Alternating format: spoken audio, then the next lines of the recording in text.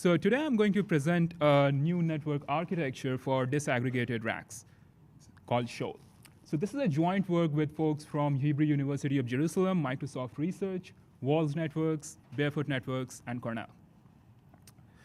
So today's data centers are built around these physical units called racks. And typically, a data center has many, many such racks, all interconnected together via a data center-wide network.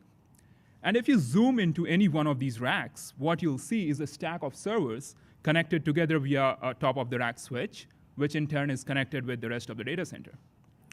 So this is how traditional racks within data centers look like. Now, in contrast, in a disaggregated rack, these servers are replaced by individual pools of resources.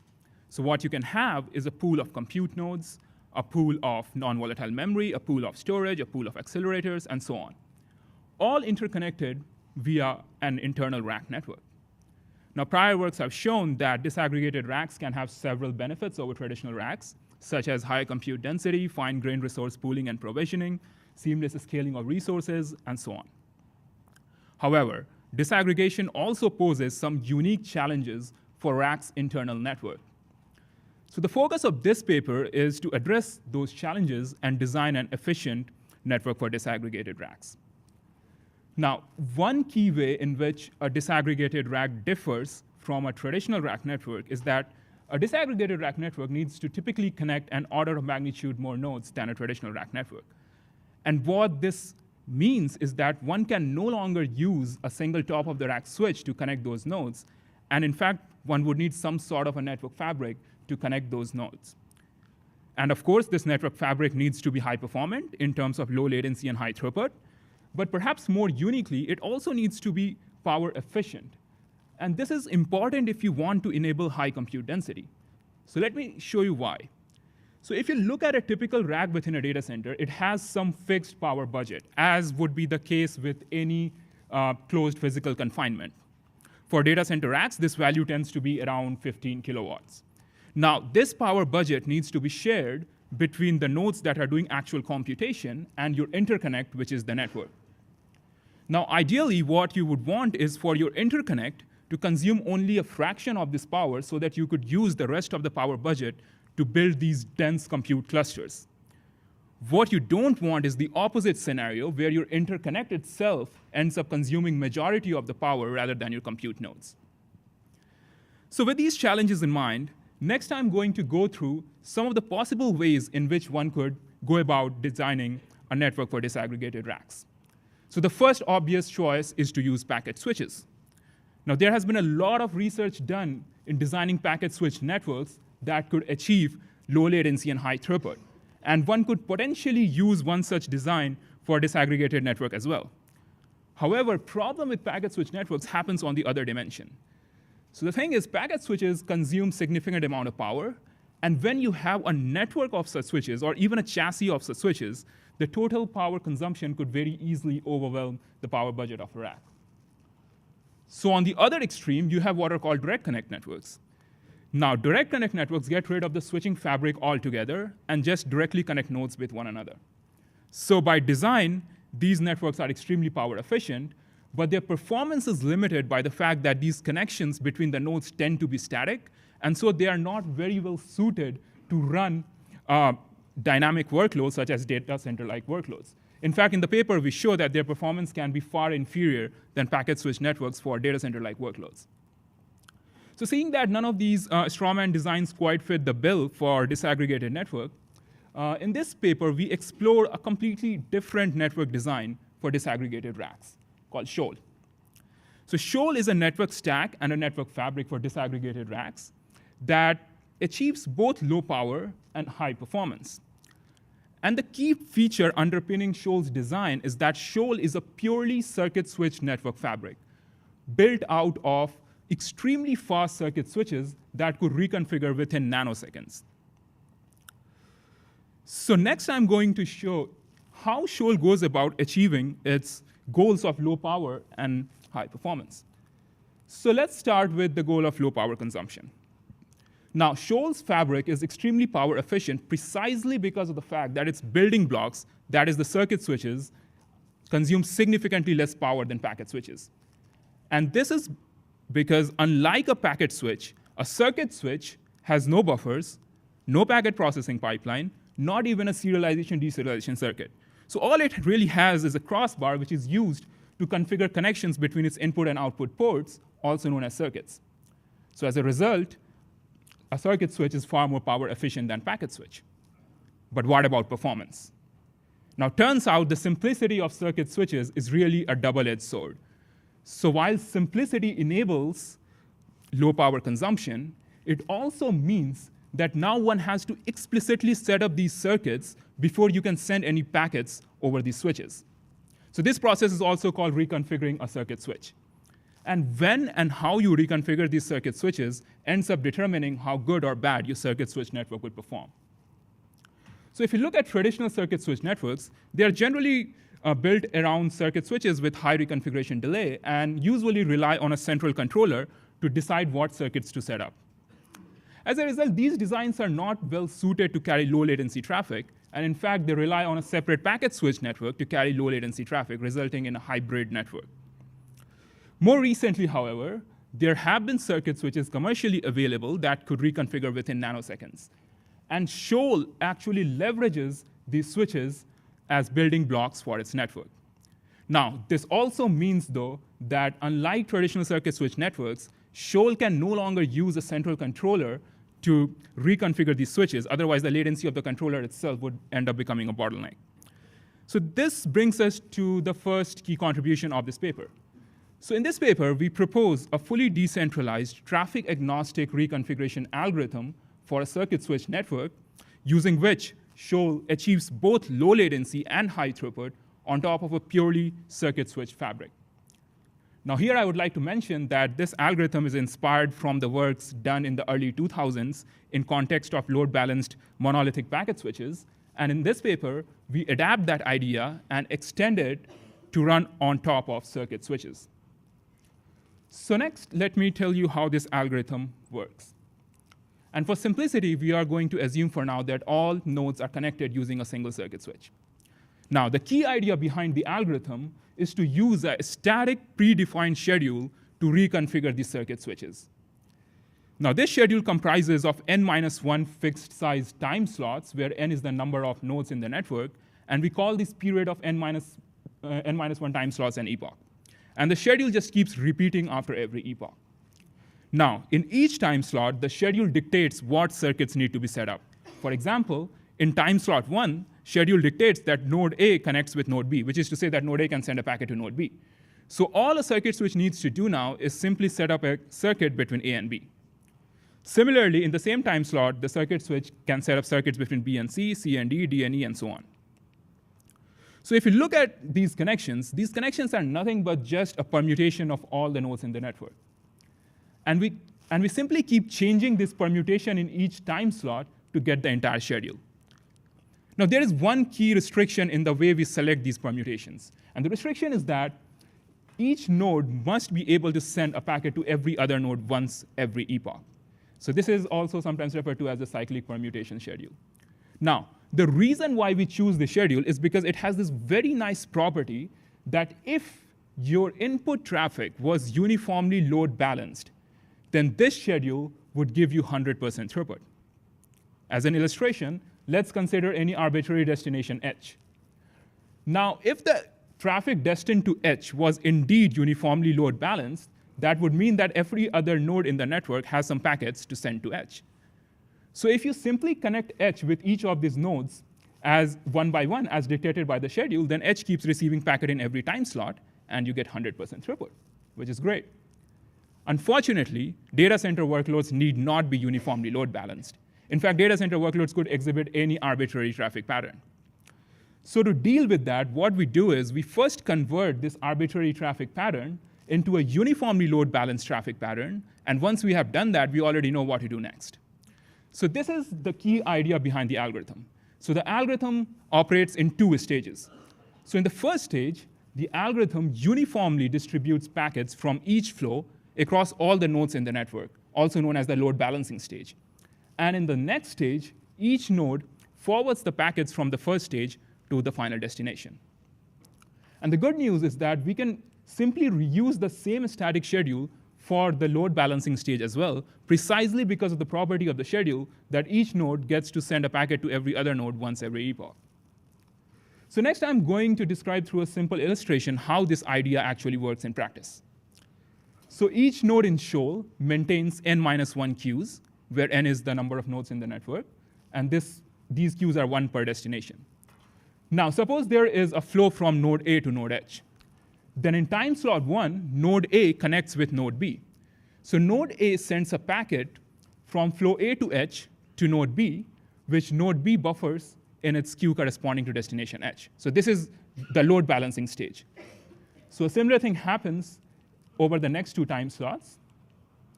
Now in the 4th time slot, A connects with E, but also, if you see, D also connects with H. So in this time slot, both stages of Shoal happen in parallel, which is to say that A sends a packet to E, while D forwards the packet to the final destination H. And a similar thing happens over the next time slot and the time slot after that, and H keeps receiving packet in every time slot, and you get 100% throughput. Now in general, though, packets in Shoal traverse the network fabric twice before reaching the final destination. So in the worst case, the throughput of Shoal's network can go down to 50% compared to an ideal packet switch network. So later on, I will discuss how Shoal compensates for this throughput loss. OK, so far we have assumed that all the nodes in the network is connected using a single circuit switch. But in practice, of course, this is not going to be the case. So in practice, what you will have is a topology of a collection of low port count circuit switches connected together. Now, as long as this topology is non-blocking, in the paper, we show that one can very easily break the network-wide schedule on the left into individual schedules for each of these circuit switches. So each circuit switch simply reconfigures itself based on its local schedule. And as long as they do it in a synchronous manner, one would end up getting the same end-to-end connections as dictated by the network-wide schedule on the left. Now, the key here, of course, is that each circuit switch must reconfigure synchronously. And this calls for a very tight network-wide synchronization.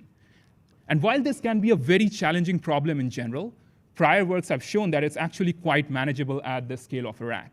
In fact, our own work from SIGCOMP 2016, the data center time protocol, when combined with techniques like White Rabbit, can actually achieve sub-nanosecond synchronization precision. OK. So far, we have considered examples where there has been a single flow destined to a particular destination. So let's see what happens when there are multiple flows destined to the same destination, so also known as the in-cast traffic pattern. So let's assume that there is a flow from node A and node B, both destined to H. And let's, for now, concentrate on one intermediate node C. So what happens here? So in time slot 1, C receives a packet from B destined to H as part of the load balancing stage. In time slot 2, C receives a packet from A destined to H. Now finally, in time slot 5, C connects with H, and so C is able to forward one of those packets to H. So you see what's going on here. So what's going on here is that in each epoch, C ends up receiving 2 packets destined to H, but it could only forward one of those packets to the final destination H. So over time, what would happen is this queue would start to build up, resulting in congestion. So this calls for some sort of a congestion control mechanism on top of Shoal's network to handle the in-cast traffic pattern. Well, fortunately, our static schedule enables us to design a very simple and yet extremely efficient congestion control algorithm on top of Shoal network. So let's see how that's done. So let us consider any 2 arbitrary nodes, A and C. Now, the schedule dictates that A and C exchange packets in a very periodic deterministic manner. For example, in time slot 2, A gets to send a packet to C. Similarly, in time slot 6, C gets to send a packet to A. And this process just continues epoch after epoch after epoch. So let's see how we can use this property to design a very simple congestion control algorithm. So let's focus on the queue at node C destined to H. And let's assume that it already has 1 packet from node B. Now, when it's A's turn to send a packet to C, A will send its packet destined to H to C, and now the queue size has grown to 2. So now when it's C's turn to send a packet to A, what C will do is it will piggyback the length of the queue to which the last packet from A was added to. So in this case, that length happens to be 2. And A will use this value to rate limit its flow so that there wouldn't be any congestion. So essentially what A would end up doing is it will not send any packets from flow A to H to node C over the next 2 epochs, and will only send a packet in the 3rd epoch. So this way, it is guaranteed that the next packet from flow A to H will arrive at node C only after the previous packet from flow A to H has already been transmitted from C. And this way, Shoal is able to maintain an invariant that at any given time, there can be at most 1 packet per source in any of these per destination queues. And with this, we get a very strong guarantee that each per destination queue in Shoal is bounded, and this bound is essentially governed by the incast degree of that particular destination. So for example, the example that I showed earlier, where there was the incast degree of 2, in that case, the node or the queue corresponding to destination H will be bounded by 3 packets, and it won't go unbounded. So to summarize the properties of Shoal, so Shoal proposes a fully decentralized traffic-agnostic reconfiguration algorithm for circuit switches, and further complements it with a novel congestion control algorithm that bounds every queue in the network. Now, these properties do come at a cost. And the cost is that in the worst case, the network throughput of Shoal can go down to 50% compared to an ideal packet switch network. So to compensate for this throughput loss, Shoal simply equips each node with 2x bandwidth.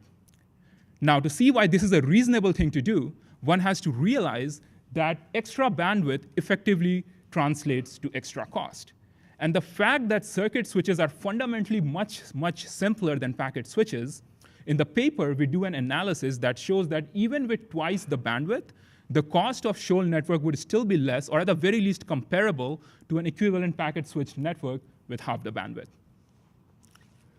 So in terms of implementation, so Shoal is a clean slate network design. So we had to implement our own network interface cards and circuit switches to verify the feasibility of the design. So we did that on top of FPGAs from Altera using BlueSpec System Verilog as our programming language. And our circuit switch implementation could reconfigure in less than 6.4 nanoseconds. Further, we use these FPGAs to build a small 8-node testbed to verify that properties of Shoal, the queuing and throughput properties of Shoal, also hold in practice. In terms of evaluation, we evaluated Shoal based on the 2 design goals of low power consumption and high network performance. So in terms of power consumption, we showed that Shoal network consumes 3.5x less power than a packet switch network for a 512-node rack. And this is after accounting for the fact that Shoal has twice the number of switches than the packet switch network because Shoal has 2x bandwidth. In terms of network performance, we used a packet-level simulator in C, which was cross-validated with our prototype, and we ran 5 different disaggregated workload traces on top of that simulator. What we were able to show is that for each of these workloads, Shoal could achieve comparable or better performance than several recent packet-switched network designs. So here, performance is measured in terms of latency of flow completion time for short flows and average throughput for long flows. So here I would like to highlight a couple of things. So if you look at the 99.9 percentile flow completion time for short flows, Shoal significantly outperforms packet switch networks. So this is a direct consequence of Shoal's congestion control algorithm, which results in a much tighter latency distribution as compared to the baselines. Shoal also outperforms packet switch network in terms of throughput. So this is partly because Shoal has 2x extra bandwidth.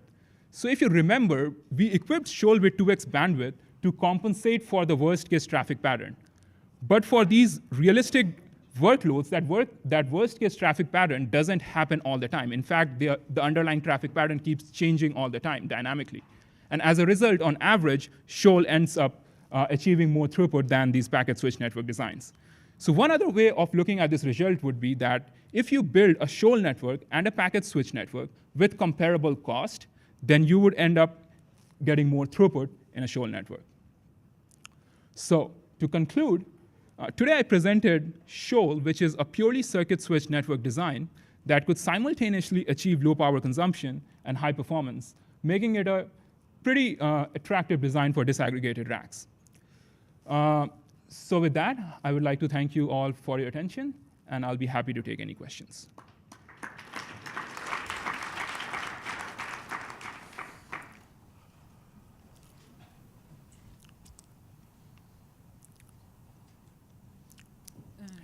Zilberman, University of Cambridge. Thank you for a great talk.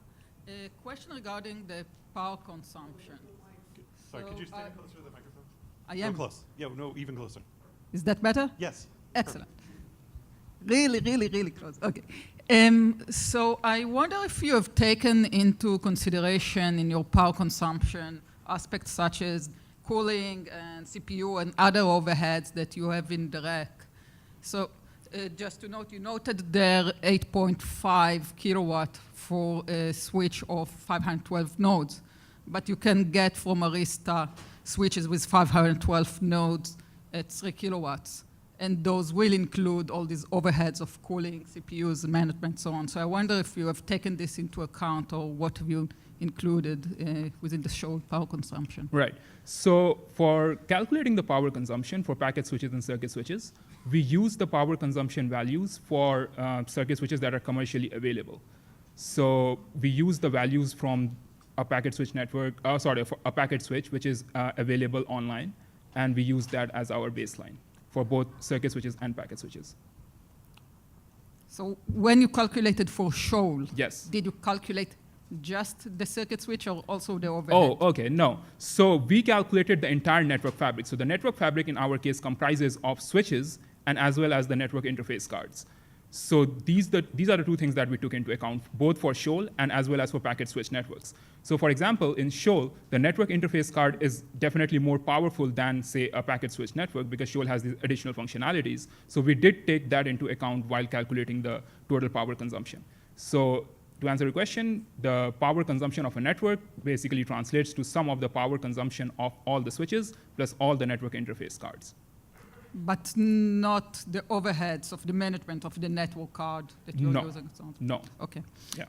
So just to recommend, take a look at the Arista 7300 system. It's online, it's public. It's also about the same power consumption as Shoal. Thank you. Thank you. So Minglan from Harvard, very interesting work. So I'm just wondering, why do you choose to use many small circuit switches? Like, because you're working on the rack level, they're much smaller scale than the data center scale. So there must be some like bigger optical switch that can support this scale. Then you would get rid of lots of like congestion, scheduling problems. Right. Okay, good question. So even though we are working at the scale of a rack, the idea behind disaggregated racks is that the number of nodes could still be few hundreds to say up to 1,000. So if you want to connect 1,000 nodes, you would need, so we don't know if there are circuit switches with 1,000 nodes, with 1,000 ports available. So that's why we went with smaller circuit switches with low port count to build a topology that could connect 1,000 nodes together. Okay. Himanshu from Microsoft. Why the emphasis on disaggregated nodes? Sorry? What is the emphasis for the disaggregated racks, right? Why can't you use the same for normal racks? Okay, good question. So the difference is between the architecture of a disaggregated rack and a normal rack. So if you look at a normal rack, all you have is, say, 40 servers. So you don't really need all these complicated mechanisms to connect 40 servers. All you really need is a top of the rack switch, and you are good to go. The challenge with disaggregated rack happens because your number of nodes has already increased by an order of magnitude. So now a single top of the rack switch is not good enough. And that's why we have to look at other avenues to design that network.